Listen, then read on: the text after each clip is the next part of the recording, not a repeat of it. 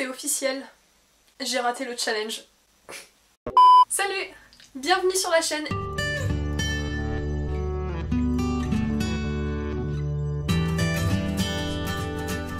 Et bienvenue dans cette 12e vidéo de mon challenge, une vidéo par jour pendant un mois, donc pendant tout le mois de février 2021. Aujourd'hui, je vous propose une vidéo qui manque d'originalité puisque c'est encore un book haul. Alors le premier qui vient me faire une reproche en disant que j'achète trop de livres, ben j'ai rien à lui dire parce que c'est vrai.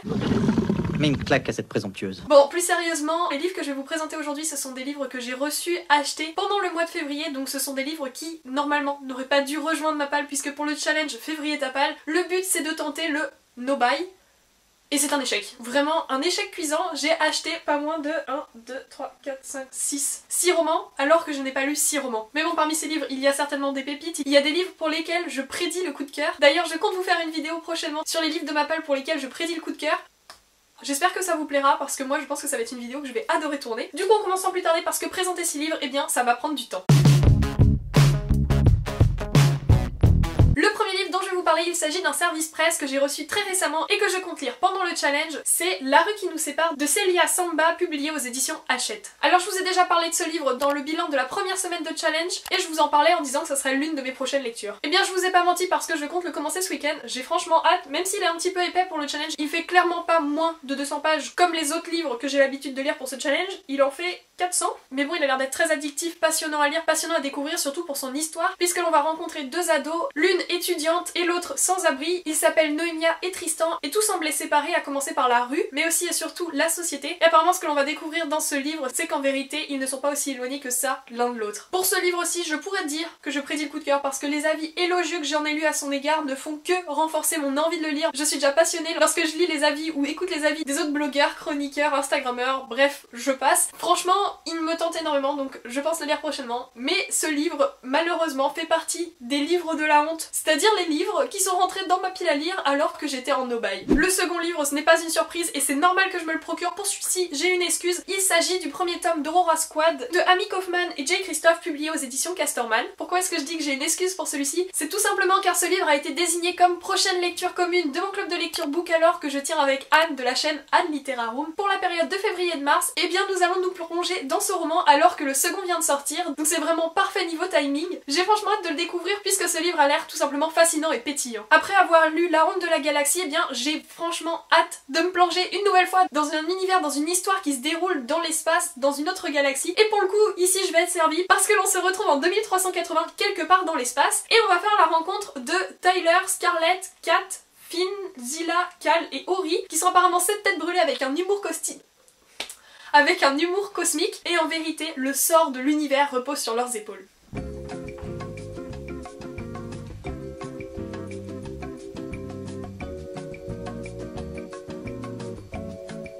Alors le résumé est un petit peu spécial puisque l'on a le droit à un micro-portrait de chacun des personnages. J'ai fait le choix de ne pas lire ces portraits parce que je ne veux pas me spoiler l'attitude des personnages, j'ai envie de les rencontrer en tournant les pages du roman. Mais tout ce que je sais c'est qu'ils sont tous très différents et je pense que ça va apporter des scènes vibrantes qui vont, comme le dit le résumé, secouer la galaxie. Le prochain livre dont je vais vous parler c'est un total craquage, c'est un craquage influencé par une de mes récentes lectures. Il s'agit de La mort j'adore de Alexis Brocas, publié chez Sarbacane dans la collection Exprime. Et à votre avis, pourquoi est-ce que j'ai craqué pour ce livre? Tout simplement car l'auteur de La mort j'adore, eh bien c'est le même auteur que La honte de la galaxie, un de mes plus gros coups de cœur que j'ai lu très récemment. Alors cet achat a été motivé par une envie de continuer à rigoler. En vérité ce livre ne me tente pas tellement par son résumé, mais c'est tout simplement la plume d'Alexis Brocas que j'ai envie de retrouver. Il faut savoir que La honte de galaxie me tentait sans plus, je n'attendais strictement rien de ce livre et j'ai eu un énorme coup de cœur pour la plume de l'auteur. Du coup je me dis que ça sera peut-être le cas avec celui-ci, en tout cas je l'espère. Dans ce livre on va faire la rencontre d'une lycéenne qui s'appelle Clémence et qui a la vie dure. Alors Clémence elle est souffre-douleur de ses camarades, elle est complexée par ses kilos en trop et son visage ingrat, mais un soir, miracle, on l'invite à une fête. Seulement, Clémence boit trop et finit la tête dans les toilettes. Attention, on passe à la part fantastique du livre. Au réveil, Clémence prend conscience que son existence a basculé. En fait, elle apprend que sous son apparence qu'elle déteste tant, se cache en fait une démone née pour faire le mal. Alors désormais, Clémence a deux vies à mener. D'un côté, l'enfer de l'école et l'autre, l'école de l'enfer. Le résumé me tente sans plus. J'ai un peu l'impression d'avoir affaire à un des premiers livres young adulte, à la saga un peu cliché,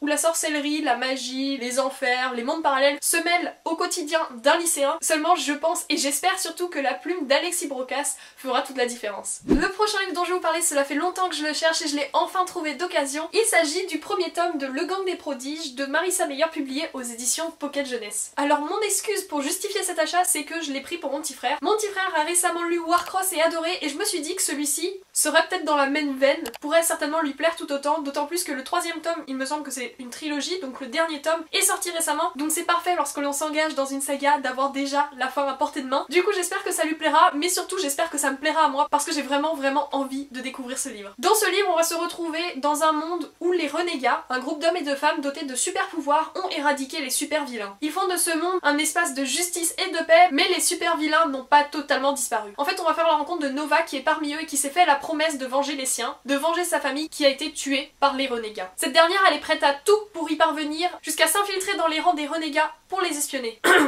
Pardon. Seulement ça serait trop facile si tout se passait comme prévu et elle va se lier d'amitié avec le fils des deux principaux renégats. Du coup évidemment vous vous en doutez, eh bien toutes ces certitudes vont partir en vrille. Ce livre j'en ai entendu beaucoup de bien. Déjà je suis assurée d'adorer la plume puisque c'est un livre de Marissa Meyer et j'adore les chroniques lunaires. C'est bien les chroniques lunaires qu'elle a écrit.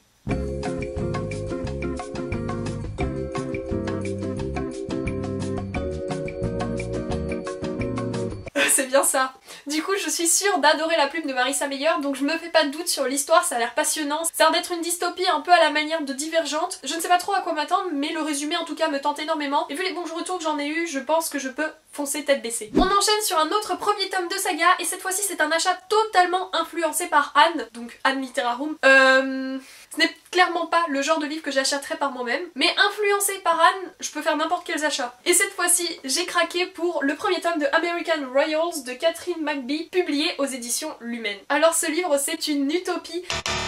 Stupid. Uchronie. C'est comme Vampiria, j'avais complètement oublié de placer ce mot dans ma chronique vidéo, mais c'est lorsque l'on change un détail du passé, un détail de l'histoire et qui fait que tout le reste est bouleversé. Pour le coup ici, le détail concerne George Washington. Ce dernier n'est pas devenu président, mais il s'est vu devenir une tête couronnée. Du coup dans ce livre, on va suivre la famille royale des États-Unis. Ça peut paraître bizarre comme ça. Dans ce livre, du coup, on va suivre les membres de la famille royale, mais de la famille royale contemporaine, c'est-à-dire en ce moment. Donc évidemment, cette famille royale fait partie des personnalités les plus célèbres au monde. On peut imaginer cette famille royale un peu calquée sur celle d'Angleterre. Pour ce qui est de la suite du résumé, je ne l'ai pas lu, mais je sais qu'on va avoir affaire à plusieurs intrigues qui lient à la fois les obligations du rang que possèdent ces membres de la famille royale, mais aussi les obligations du cœur et des liens humains. Apparemment, les membres de la famille royale américaine vont se battre sous le feu des projecteurs. Je sens que ça va être épique. Je le vois bien un peu dans un style de télé-réalité. Bref, ce livre sera vite lu parce que je pense que c'est le genre d'histoire qu'il faut dévorer d'une seule traite, qu'il faut lire d'un coup pour l'apprécier. D'autant plus que c'est un lumen et souvent les lumens se dévorent très vite. Donc je pense que je vais vite le dévorer et je vais certainement l'emporter en vacances avec moi pour le lire dans les prochains jours. Et le dernier livre de ce book haul, ça fait une éternité que je veux le lire, enfin une éternité depuis sa sortie. C'est un livre assez récent. Il s'agit de Dévisager d'Erin Stewart, publié chez Gallimard Jeunesse. Dans ce livre, nous allons faire la rencontre d'Ava, une jeune fille qui a tout perdu dans l'incendie qui a dévasté sa famille, sa maison et sa meilleure amie. Mais ce qu'elle a perdu aussi, c'est son visage et désormais elle souffre énormément du regard que les autres lui portent. Elle appréhende son retour au lycée, seulement elle va faire la rencontre d'une autre jeune femme qui s'appelle Piper, qui est pimpante et qui, comme elle, porte des cicatrices. Elle va aussi faire la rencontre d'une seconde personne appelée Assad et qui est technicien du groupe de théâtre. Et ces deux personnages, ils ont une force de caractère et un humour à toute épreuve. Et je pense que ce livre va être l'histoire de la reconstruction d'une jeune femme brisée. Et je pense que je vais être très touchée par cette histoire coup de poing. En tout cas, j'en attends énormément. Mais quand je dis énormément, là pour le coup, c'est je vise le coup de cœur. En tout cas, je l'espère. Et j'espère aussi trouver le temps de le lire très prochainement parce que depuis le temps que je le cherche d'occasion, maintenant que je l'ai entre les mains, j'ai plus du tout envie de patienter. Voilà, on arrive à la fin de ce book haul et il est grand temps car il est l'heure que je retourne en cours. Merci d'avoir regardé ce book haul jusqu'à la fin. J'espère trouver le temps de lire tout ça très prochainement parce que on va pas se mentir, le challenge de février c'était février ta palle, mais dans le sens on dégomme la palle. Pour moi je l'ai février parce que je rajoute des livres. Je suis pas très logique, je tiens clairement pas bien les challenges, mais bon écoutez, que serait la vie sans acheter des livres? Ça pourrait être la citation qui résume ma vie, genre vraiment. Il suffit que je fasse un tour en librairie, ne serait-ce que 10 minutes pour que ma journée soit scintillante, lumineuse, et j'ai même pas besoin d'acheter hein, juste d'aller en librairie. Mais alors, imaginez lorsque je repars avec un livre, mais quel bonheur, quel bonheur. Bon bref, trêve de blabla. Si vous aimez le contenu littéraire, n'oubliez pas de liker la vidéo, de vous abonner et bien sûr de regarder les précédentes vidéos de mon challenge, une vidéo par jour pendant un mois. Merci d'être resté jusqu'à la fin une nouvelle fois et sur ce je vous dis à demain pour une nouvelle vidéo. Salut!